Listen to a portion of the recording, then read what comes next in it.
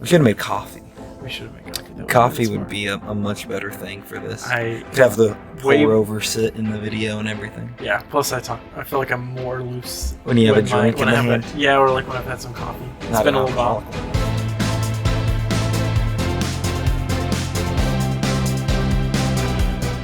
Well, this is gonna be a lot of fun. Yeah. First time doing it, it's hard to complain. Yeah. So this Sunday, what did you go over? Yeah, so this Sunday we're in week 4 of our sermon series, We're Claiming the Power of the Early Church, and we took a spicy take and we were talking about finances. Yeah, finances I feel like are always really touchy, and it's hit or miss. I feel like some pastors, when they talk about finances, they tend to go really heavy and you should give, and then some don't want to talk hardly all about that when they discuss finances, and it ends up with kind of hit or miss with finance sermons. Yeah, I'll be honest, man. It was stressing me out leading up to this week because I was like,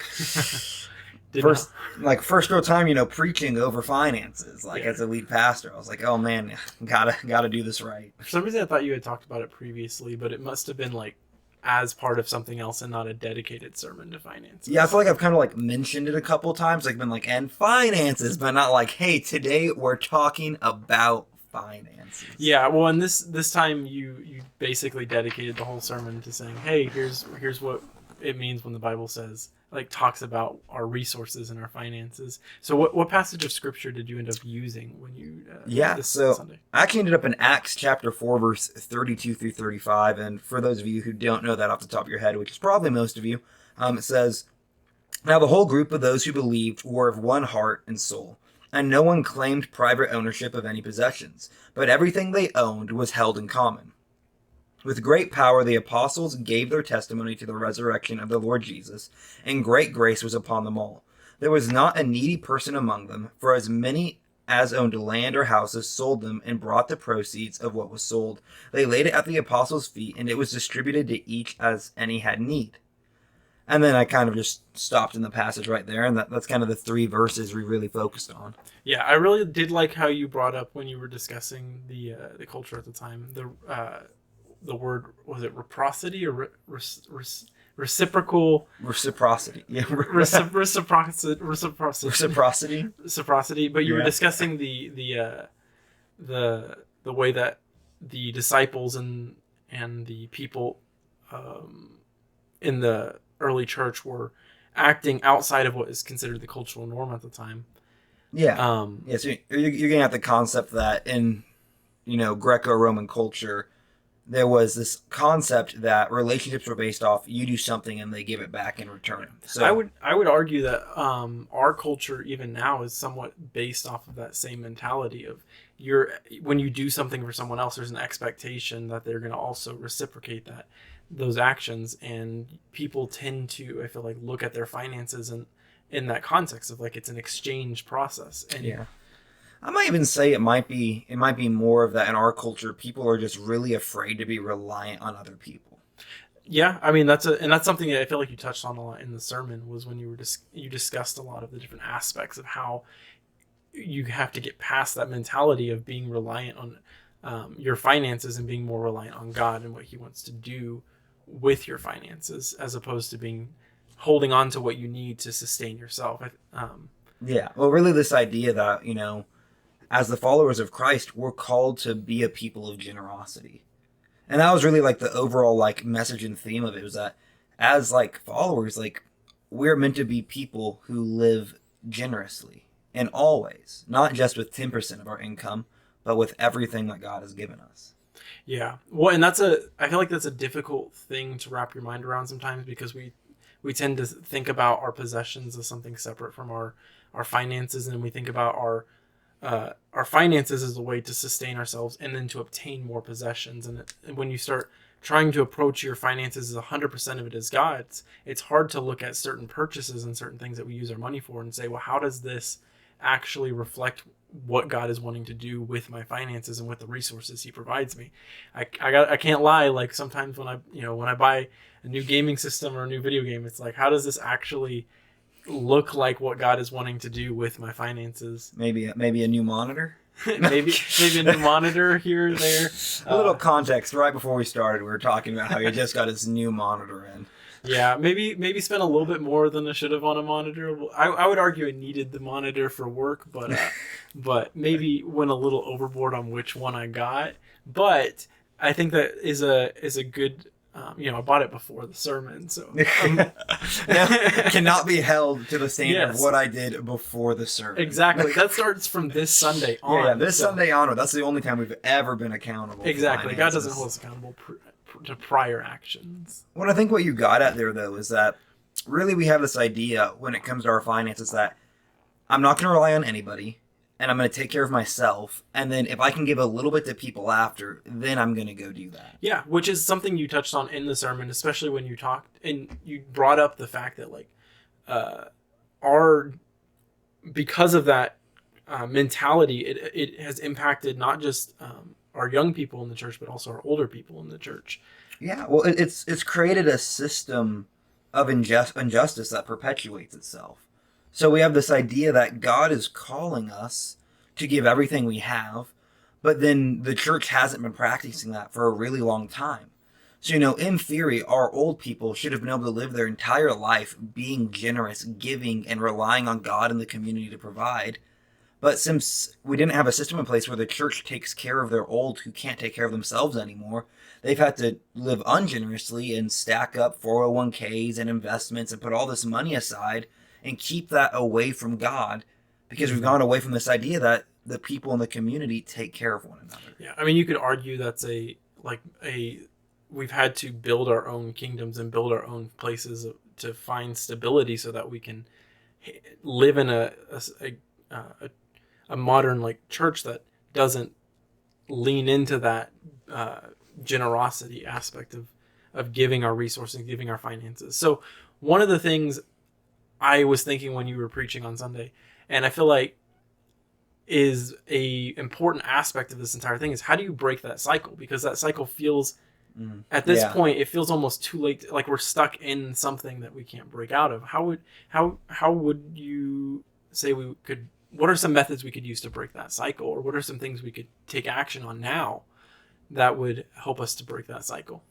Yeah, well, I think it's hard because I think the challenge goes to the young people.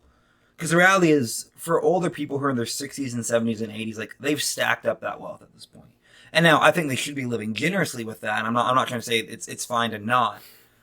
But I think it starts with the young people, the younger people who are disciples of Jesus saying, okay, I'm just going to start living generously now and teaching and impressing it on our children and younger Christians to do that as well.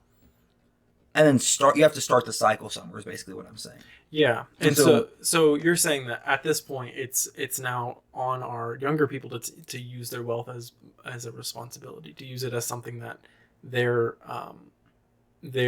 using, not just they have, it's on them to break this cycle, to not have this mentality of my wealth is something that I'm going to use and hold on to until I need it, or going to use to obtain more possessions, but instead I'm going to use it in a generous sense. Yeah. And hope.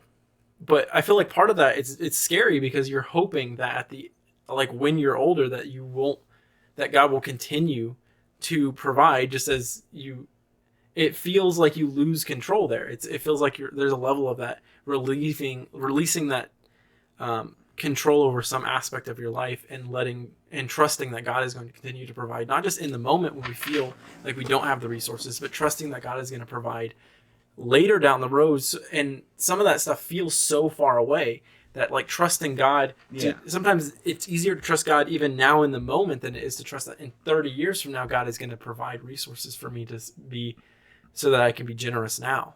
Yeah. Well, and I think you just hit on the core fear that comes along with giving your finances to God, because you have to actually trust God. Because some of you said it's easier to trust God in the now rather than in the later. But the reality is, if we're not living generously now, we're not trusting God now. Yeah. So it's that balance that really to trust God, you have to live generously. If you're not willing to live generously, you don't trust God. But that's the fear.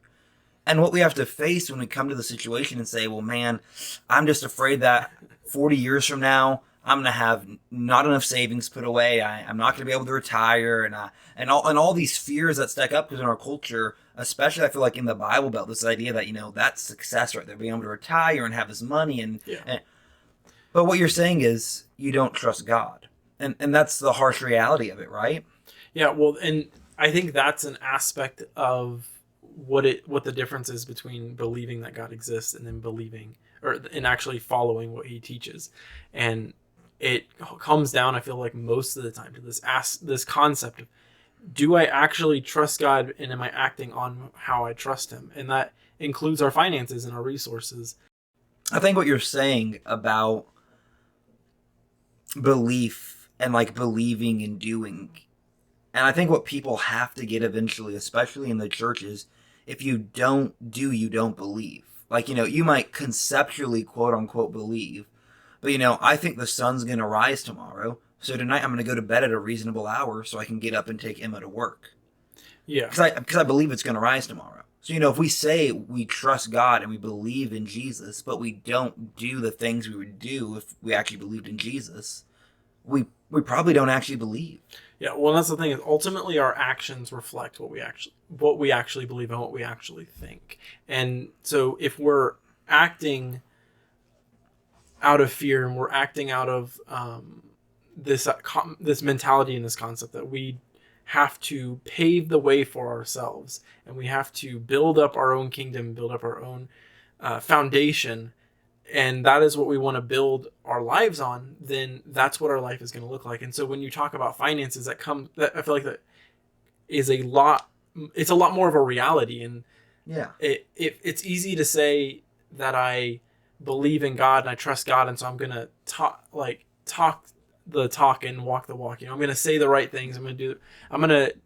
I'll share the gospel with someone, and sometimes maybe I will, but then when it comes to like the cold hard like reality of my resources, my finances, the things that I depend on to pay for housing, pay for transportation, that feels almost closer to home than some of the other things that we think of when we think of trusting God and acting in obedience. Well, it's the one where you can see the immediate effect of obedience.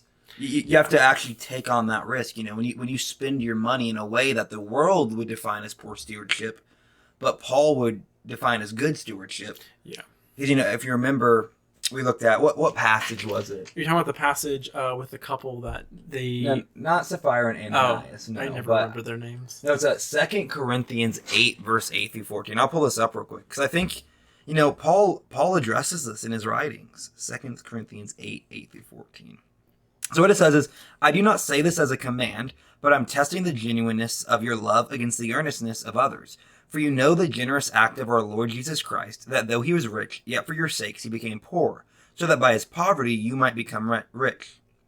And in this matter I am giving my advice. It is appropriate for you who began last year not only to do something, but even to desire to do something. Now finish doing it, so that your eagerness may be matched by completing it according to your means. For if eagerness is there, the gift is acceptable according to what one has, not according to what one does not have. I do not mean that there should be relief for others and pressure on you, but it is a question of fair balance between your present abundance and their need. And this is where it gets important, so that their abundance may be for your need, in order that there may be a fair balance, that is written. And then it goes on. Yeah. But what that's really saying is, one, Christ was rich and he became poor for others. And the same way when you look at community, if you have abundance now, you're supposed to give that abundance to the community, trusting that when you no longer have an abundance, that the community will care for you. Yeah, and that's a tricky thing, and it kind of comes back to what we were talking about, where we were discussing the idea that like it's kind of at this point it's up to our young people to take action, because our old people are kind of suffering the consequences of the past and this lack of generosity that may have been built into this cycle that we're in. And so when if we don't take action now and start living into that mentality of our needs are going to be met by the community, and we're going to meet the needs of the community with the resources God provides us, then we're not going to or if we don't take on that mentality, then we're not going to break this cycle. Yeah. And so, it's one of those things. I had someone at some point say something, and it stuck out to me. And it was this concept that when we receive something, why are we receiving it, or how do we think about what we're getting? When we bring in an income, how do we think about what that income like? Is it my money? Yeah. Or is it God's money? Yes. What is our immediate response to that? And God talks about this, and I can't remember the passage. Is something that came to me in the moment, or else I'd be better prepared. But it's in there. It is in the Bible, but there's this idea that God gives us so that we can give more. I feel like that's touched on frequently in the Bible, but there is a more specific passage. It's probably in there. Yes, it's probably in there at some point. It says something about a chicken. Anyway, it's a quote from Fiddler on the Roof. Okay. I remember in 5th grade, in my mind, I was so good at the fiddle. Like you'd be listening, if I was a rich man, I don't know, but in my mind, I was just killing it. Yeah, but there's this concept that when God gives us abundance, we're expected to then give that. It's not meant for us to hold on to. Yeah, it's for the kingdom. Yes, and this goes with anything that God blesses us with, whether that's skills or gifts that God gives us, but that also includes our finances and our resources. Yeah. And it all comes down to this way that you look at your finances and the way that you look at the money coming in, and if your immediate response is, how can I provide for myself? How can I obtain more possessions? How can I what's this thing that I've been wanting to buy? Or what are how am I going to use this as a way to build my own kingdom? Then we're no longer looking at our finances as a way to build God's kingdom. Yeah. Well, everyone wants to give their talents to God, but nobody wants to give their talents to God. A little Bible joke about money. But I think the thing you hit, though, I think there's 2 big things that people struggle with in this. And I think you're hitting the first one a ton, is that you have to answer the question, is Christ the Lord of your life? Because if Christ is the Lord of your life, then you have to give your money to people. And you have to give generously. But the reality is, if we're not willing to do that, then Christ isn't the Lord and money is. And we've made a God out of money, which is not a new concept. It's something that people have done for thousands and thousands and thousands of years. That money has been this thing where it's man, I'm here for that. And I think the second thing is that when you start talking about this, people really struggle because what they'll say is, it's not that I don't trust God, it's that I don't trust the community of believers. Yeah. But the reality is that God is the one who's promised to take care of us. And so he wants to use the community to do that. But if the community doesn't step up, that doesn't mean God's not going to provide for you. Well, at that point, you also are saying, I don't trust God to move in other people. I don't trust that God is already moving and that God is already making a way. Yes. Let's take, we've talked about this concept. We're supposed to be generous. So let's talk about, it's the eyesore in the room. It's the big thing. What about tithing? What does this mean for tithing? And the reality is, we are not called in the New Testament to give 10% of what we make to the church.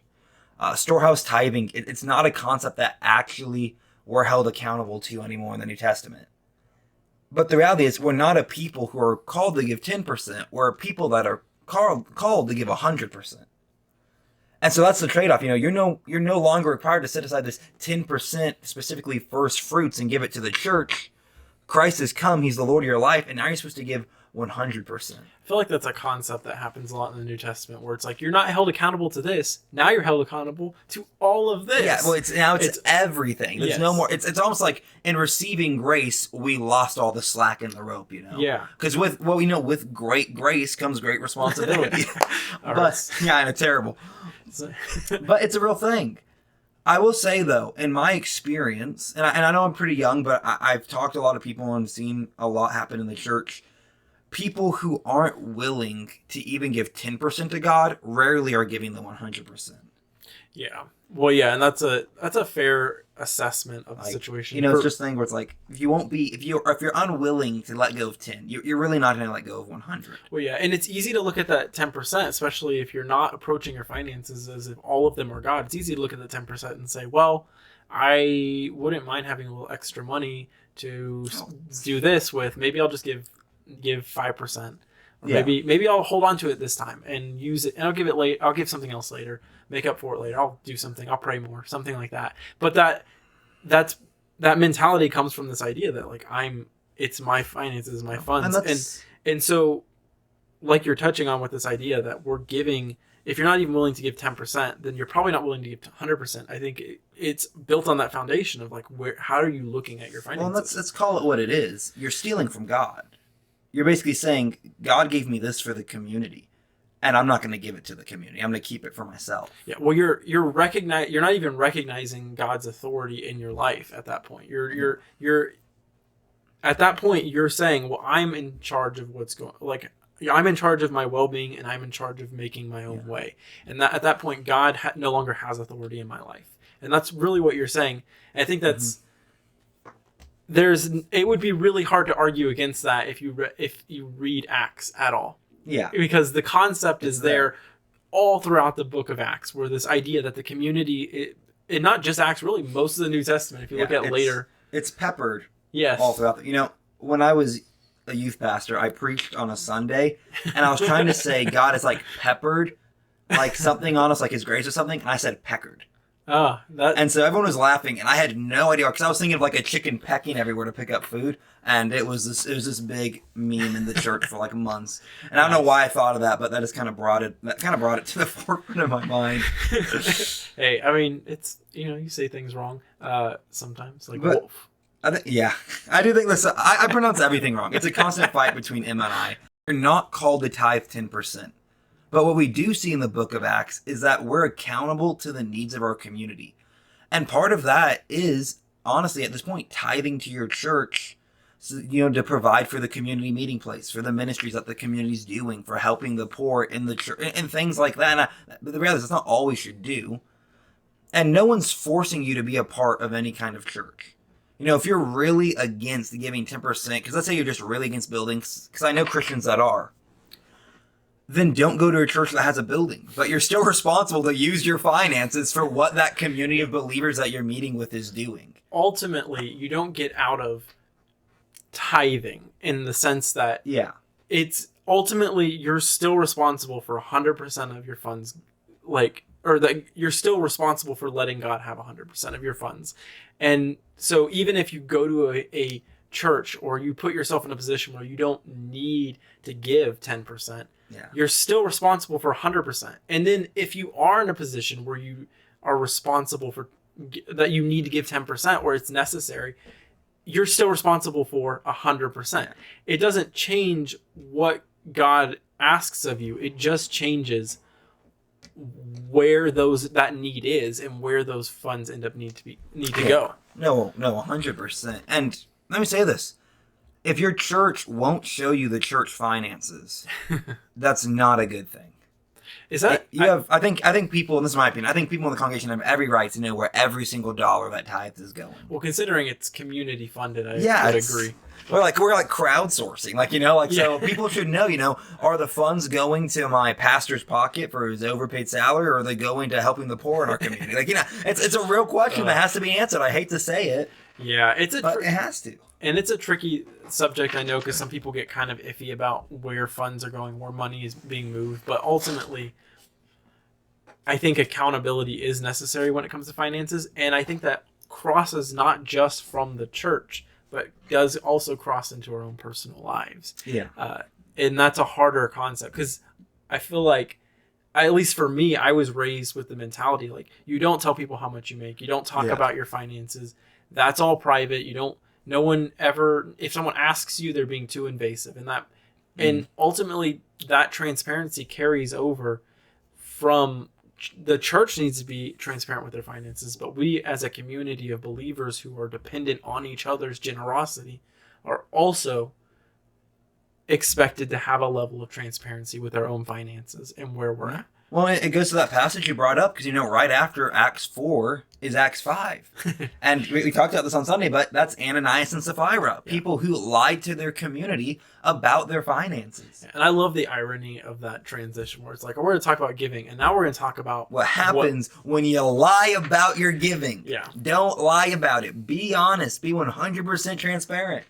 But that's the thing, though, because what we have to start thinking of the church is, when we look at our collective finances, is that is not my money. That is God's money. That's the community's money. Like, we are submitting to living with one another. Like, my money, man, if you need it, is your money. If you're really in need, then it's yours. Yeah. And now, that doesn't mean if you really want a big 65-inch TV that I need to open up my wallet and say, take everything to get this TV. But if you have a real need. Daniel, I really need to watch TV. You know, if you can't pay your bills, or you need somewhere to live, or you need food or gas, because, you know, what you see in Scripture, too, in Acts, and this is just jumping into a lot right now, and we'll go through it quick because we don't have time for all that.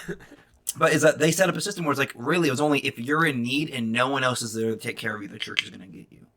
Yeah. So, you know, it's like when we have people actually in need, that's when our finances are each other's finances. Yeah. But something to think about is should you be accountable to the church in the way you spend and budget your money?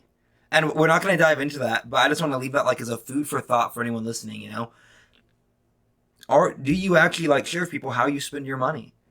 And if the thought scares you, that means you probably know you're not being responsible with your finances. Yeah. And I think that's the real last component, and this is the practical part for everyone listening and from the sermon is, do you budget? And if the answer is no, then you really should. And if the answer is yes, are you budgeting in a way that leaves you funds to be generous? You know, are we really setting up our budget in a way where we're sacrificing so that we will have money and be good stewards? Because the expectation is not just to take care of your needs and give 10%. The expectation is to live generously.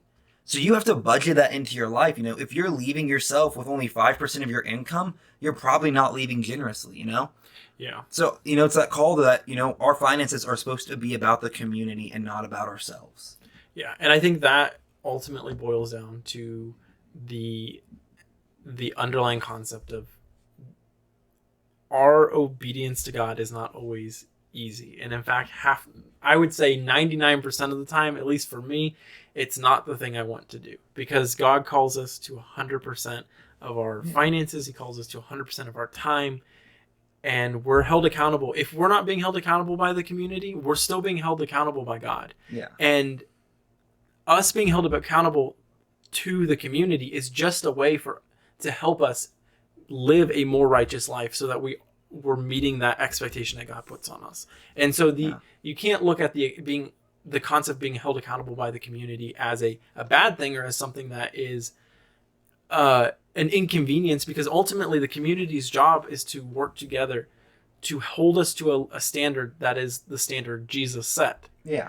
And so that accountability that the community is offering is to help hold us to that standard that God sets for us. Yeah. You know, obedience is not a choice, it's a way of life. Like, you have to obey even if you don't want to. You know, that's why our church motto is reluctant obedience. It's also why the podcast is called Reluctant Obedience. Because we're going to obey even when we don't want to. Because the reality is, when you're following Christ, like actually following Christ, there's going to be a lot of things that Jesus calls you to do that challenges idols in your life, that challenges other gods in your life, and you're not going to want to do it. For me, that was giving up playing video games a lot of the time, because I love playing video games. But I realized when I play them a ton, I am not living for Christ. And it's the same thing, you know, we have to give up the things we don't want to give up because Christ has called us to, and it's not an option. Yeah. Well, we probably should wrap up at this point. So I think that's a good synopsis of everything we kind of talked about this Sunday. If there's one thing that you could add on to your sermon that you maybe thought of afterwards, or like wish you had said, is there something that you wish you could add on to? Man, that's a brutal question. You don't have to have anything. I'm just curious. I'll be honest, I was kind of glad just to put the financial conversation behind me. But I'll say it this. We live in a culture where we're all about building intergenerational wealth and having investments. And something I'm going to leave you to think about is, what are you actually funding with your investments? Do you know what your money's doing? Do you know that your dollars are being used to build things that Christ would support? Because if not, there's probably a problem as a follower of Jesus with your investment. And I didn't talk about that on Sunday, but it's a big question. So just think about that. All right. Well, hey, thank you guys for tuning in. I hope you guys found some of our silly conversation insightful, but We'll be back next week talking about confession after trace breaches, and we can't wait to see you.